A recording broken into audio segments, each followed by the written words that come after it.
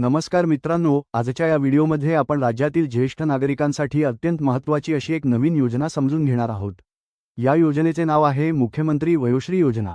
राज्यातील अनेक ज्येष्ठ नागरिकांना वाढत्या वयामुळे विविध प्रकारच्या शारीरिक अडचणी, अशक्तपणा किंवा हालचालींमध्ये समस्या निर्माण होत असतात।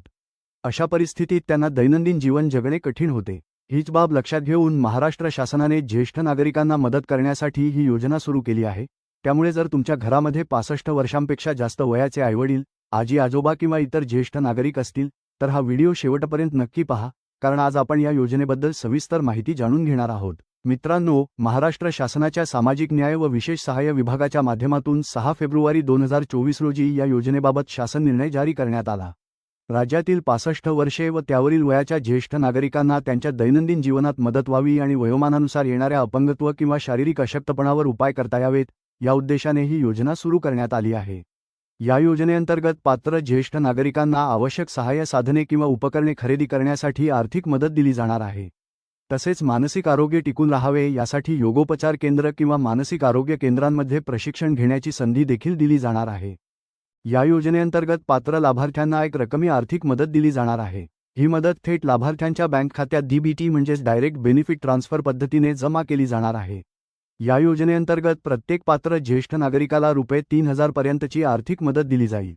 ही रक्कम सहाय्य साधने किंवा उपकरणे खरेदी करण्यासाठी वापरता येईल। यामध्ये चष्मा, श्रवणयंत्र, वॉकर, व्हीलचेअर, कमोड खुर्ची, नी ब्रेस, लंबर बेल्ट, सर्व्हायकल कॉलर यांसारखी विविध उपकरणे खरेदी करता येतील।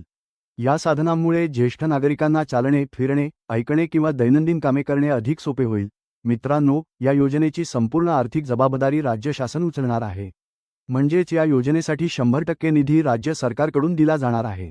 या योजनेअंतर्गत लाखो ज्येष्ठ नागरिकांना मदत मिळण्याची अपेक्षा आहे। अंदाजे 12 लाख ते 15 लाख ज्येष्ठ नागरिकांना या योजनेचा लाभ देण्याचे उद्दिष्ट शासनाने ठेवले आहे। त्यासाठी सुमारे 450 कोटी रुपयांचा खर्च अपेक्षित आहे। मित्रांनो, या योजनेचा लाभ घेण्यासाठी काही पात्रता अटी देखील निश्चित करण्यात आल्या आहेत। सर्वप्रथम, अर्जदार हा महाराष्ट्र राज्यातील रहिवासी असावा आणि त्याचे वय किमान 65 वर्षे किंवा त्यापेक्षा जास्त असावे। तसेच लाभार्थ्याकडे आधार कार्ड असणे आवश्यक आहे किंवा आधार कार्डसाठी अर्ज केलेला असावा। त्याशिवाय लाभार्थ्याचे वार्षिक कौटुंबिक उत्पन्न 2 लाख रुपयांपेक्षा कमी असणे आवश्यक आहे। जर लाभार्थ्याने मागील 3 वर्षांत सरकारकडून याच प्रकारचे उपकरण मोफत घेतले असेल तर त्याला पुन्हा या योजनेचा लाभ मिळणार नाही।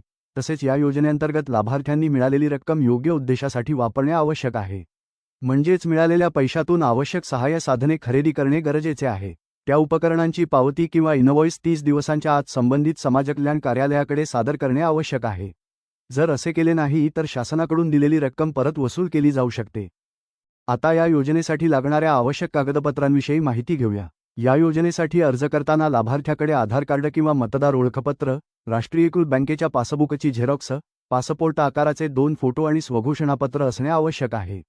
ही कागदपत्रे सादर केल्यानंतर लाभार्थ्यांची पात्रता तपासली जाईल आणि पात्र लाभार्थ्यांच्या बँक खात्यात थेट आर्थिक मदत जमा केली जाईल। आता सर्वात महत्त्वाचा प्रश्न म्हणजे या योजनेसाठी अर्ज कसा करायचा? मित्रांनो, सध्या या योजनेसाठी ऑनलाईन अर्ज प्रक्रिया सुरू झालेली नाही। त्यामुळे हा अर्ज ऑफलाईन पद्धतीने भरावा लागतो। मी या व्हिडिओच्या डिस्क्रिप्शनमध्ये अर्जाची PDF दिली आहे। तुम्ही तो फॉर्म डाउनलोड करून त्याची प्रिंट काढू शकता। त्यानंतर तो भरून समाज कल्याण विभागात जिल्हा किंवा तालुका स्तरावर जाऊन जमा करायचा आहे। आता आपण हा अर्ज कसा भरायचा ते पाहूया। सर्वप्रथम अर्जामध्ये तुम्हाला पासपोर्ट साईज फोटो वरच्या कोपऱ्यामध्ये चिटकवायचा आहे। त्यानंतर अर्जामध्ये पूर्ण नाव, पत्ता, मोबाईल नंबर, जन्मतारीख अशी वैयक्तिक माहिती लिहायची आहे। यानंतर अर्जामध्ये जात, पोटजात, रेशन कार्ड नंबर, वार्षिक उत्पन्न यासारखी माहिती भरावी लागते। त्यानंतर बँकेचे नाव, शाखेचा पत्ता, खाते क्रमांक आणि IFSC कोड ही माहिती भरावी लागते। यानंतर अर्जामध्ये कोणकोणती कागदपत्रे जोडलेली आहेत हे नमूद करावे लागते। उदाहरणार्थ, आधार कार्ड जोडले आहे का, बँक पासबुकची झेरॉक्स जोडली आहे का, 2 फोटो जोडले आहेत का, उत्पन्नाचा दाखला जोडलेला आहे का, स्वघोषणापत्र जोडले आहे का, रेशन कार्ड जोडले आहे का, अशी माहिती अर्जामध्ये नमूद करावी लागते। सगळी माहिती भरल्यानंतर अर्जाच्या शेवटी लाभार्थ्याचे नाव लिहून सही किंवा अंगठ्याचा ठसा द्यावा लागतो। तसेच खाली दिलेले स्वघोषणापत्र देखील भरून अर्जासोबत जोडावे लागते। यानंतर हा पूर्ण अर्ज आणि सर्व कागदपत्रे समाज कल्याण विभागाच्या कार्यालयात जमा करायची आहेत। अर्जाची तपासणी झाल्यानंतर पात्र लाभार्थ्यांच्या खात्यात 3000 रुपयाची रक्कम DBTद्वारे जमा केली जाईल। तर मित्रांनो, ही होती मुख्यमंत्री वयोश्री योजनेबाबत आणि अर्ज प्रक्रिया कशी आहे याबाबत संपूर्ण माहिती।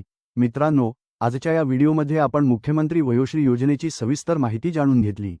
जर ही माहिती तुम्हाला उपयुक्त वाटली असेल तर व्हिडिओला लाईक करा, तुमच्या मित्रांबरोबर शेअर करा आणि अशाच सरकारी योजना व महत्त्वाच्या माहितीसाठी आमच्या चॅनेलला सबस्क्राईब करायला विसरू नका. धन्यवाद.